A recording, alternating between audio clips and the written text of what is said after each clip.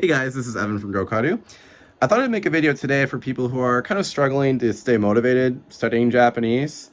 I've been living in Japan for around 10 years. I've put in my 10,000 hours or whatever, so to speak, and I've been through a lot of phases of, insane study, over dedication to studying, maybe even. I've been in a lot of situations where I've done my best. I've studied my ass off and still like I failed this class or I just even though I did my best, I still couldn't pass whatever test I was trying to take. So I understand the struggles and kind of like the loss of motivation you can have when you're putting in the effort and you're still not seeing results. So I'd like to kind of give some of my perspective on this and also offer some advice and some tangible tips, some actual real tips that you can start implementing now to motivate yourself to study Japanese.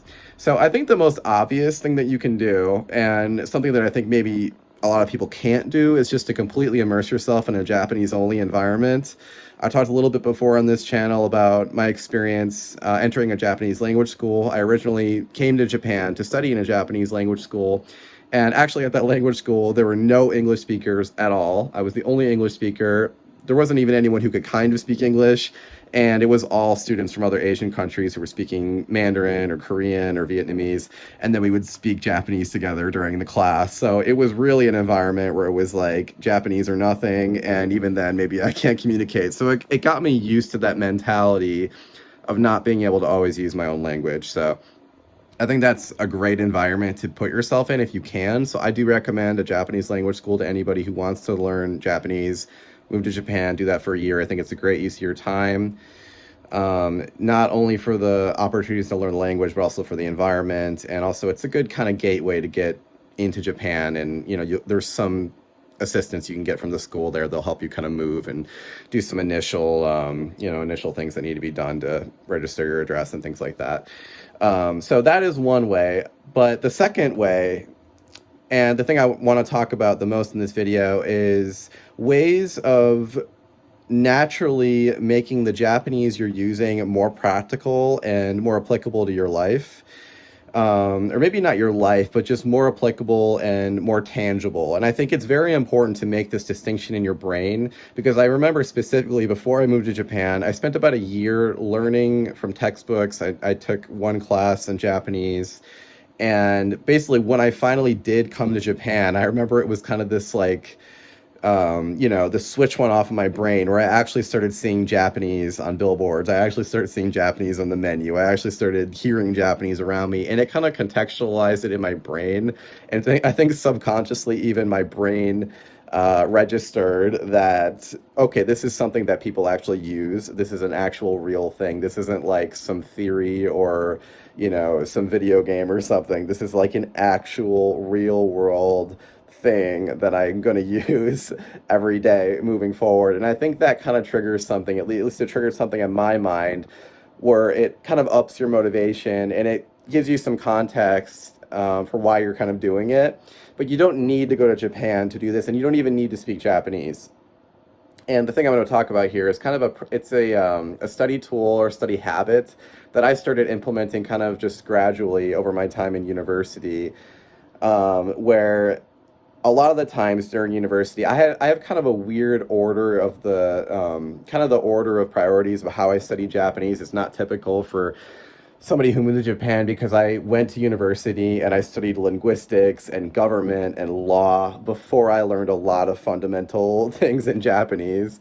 I don't, even now to this day, I still don't know what like my Japanese level is or whatever. I mean, I think I'm beyond N1, but I still don't know like how I would quantify my Japanese level, because I started with very academic, high level topics, and I kind of, had to teach myself all of the more practical things.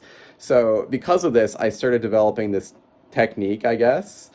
Technique for SpongeBob enjoyers. But basically, every day in class, I would have a list of words that I learned that day. And this is something you should be doing anyways. If you have a word that you learn, so if you hear it for the first time, save it on a list on your phone. I use an app on iPhone. It's called Nihongo. It's just a red logo, red box with Nihongo in kanji. if you have that app, definitely use it. If you can get that app, definitely use it. I used something similar on Android before I used iPhone. But definitely start making lists of the Japanese you're learning every day, just as a prerequisite to do this. But the thing that I started doing is I started taking the list of words that I learned every day, and I would go home and I'd plug them into Google, and I would see which kinds of suggested phrases came up. So, you just put in the word, maybe like type wa or like towa in Japanese, and then see what kind of sentences pop up in the suggested search results. Click on that, click on one of those sentences, and then just start going through articles and check how the word is actually being used in real sentences. Once you check how it's actually being used, you kind of can go down a rabbit hole. Like, if you ever gone down a Wikipedia rabbit hole before, do that with Japanese vocabulary and start actually seeing how it's being used in real sentences. I swear, guys, if you start doing that, your brain will interpret the information differently, and you'll start seeing the real world application of how you can actually use it. And just subconsciously, that'll motivate you more. It'll make it more fun. It'll make it feel more worth it, because even just learning that one word, that's something new in the world that you can read now that you couldn't read before. And I think that's pretty cool. That's a pretty cool feeling, right? So that is like, I have a lot more beyond that I want to cover, but that is kind of the core of my study habit, is that I focused on creating a practical environment for myself. Even when you're learning Japanese that isn't practical, through doing that, you'll go down this rabbit hole, and by looking up that one word, you'll see another word that you didn't know, and then you'll look up that. You'll see another word you didn't know. You'll look up that. You'll look up that. Before you know it, you're on YouTube or something. You're watching a video about this, and you're hearing the way people are using it now. And then when you go to meet people in real life and you're trying to use Japanese, this is funny. I always talk about how I used to try to slip new vocabulary into conversations, and sometimes it would be really awkward, but it was funny too. And just you're magically,